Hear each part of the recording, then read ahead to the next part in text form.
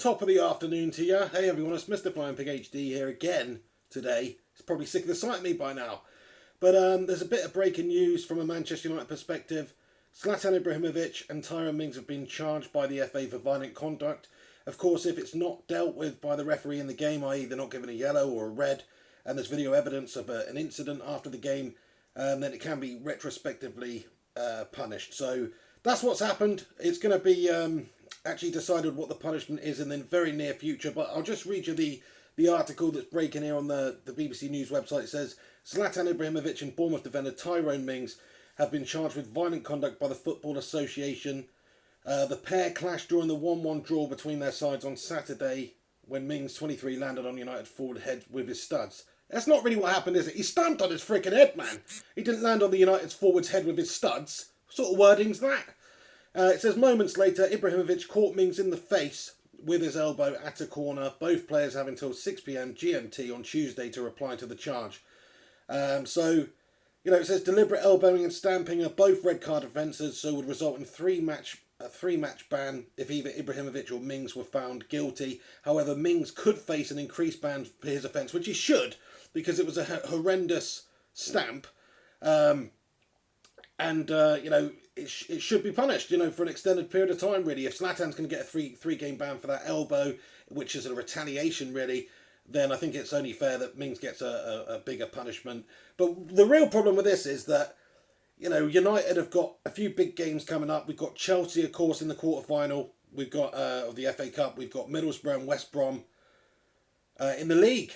He can actually play in the Europa League games as well. He's not banned for those, but the fact that he's going to be missing from those 3 games, I mean, we should be able to batter Middlesbrough and West Brom without him. Let's be honest now. But, football's a crazy game, and he is our big game player this year. He's been the man who's been scoring the goals and really winning the games for Manchester United. So without him, especially in that Chelsea game in the FA Cup quarter-final, I mean, I've got a lot invested in the FA Cup this season, of course. I really want United to do the Mickey Mouse treble, the Europa, the League Cup and the FA Cup. And the only way we can do that is if we get past Chelsea. And Chelsea are flying high this season. That's going to be a horrendous game. If you need your players at those times, then, it's Zlatan Ibrahimovic. He's the man you need this season. He's the match winner. He's the goal scorer.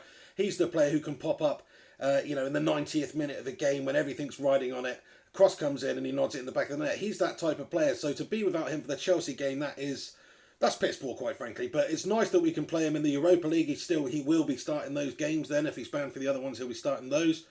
But the games against Middlesbrough and West Brom are games we should be winning. But even so, like I say, he's our match winner. He's the player that we look to make something happen and put the ball in the back of the net. I know he didn't do that against Bournemouth, but he has done it all season long.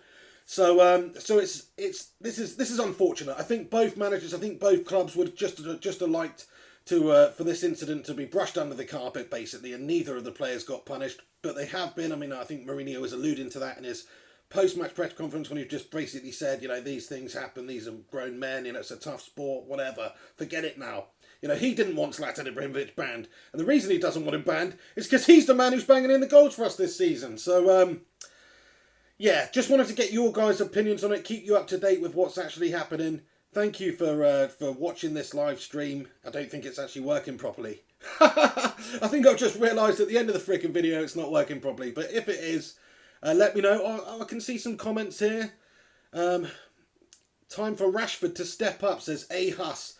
Totally agree. This is a great opportunity for him. He'll be rubbing his hands together over the prospect of playing in those games against Middlesbrough and West Brom and Chelsea in the FA Cup. I think you're right. I think Rashford's going to feature up top there. We've still got a couple of other players who Jose Mourinho could select to play in the striking role. You could play Martial up there. He looked fantastic sometimes last season when he was playing in that role.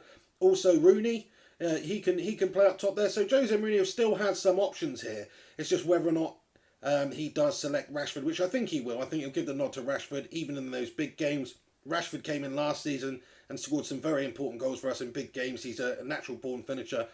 So, it wouldn't make sense to not play him. Masood Dalutzi says, how you doing, Mr. Pig? I'm doing fantastic. Thank you very much, mate.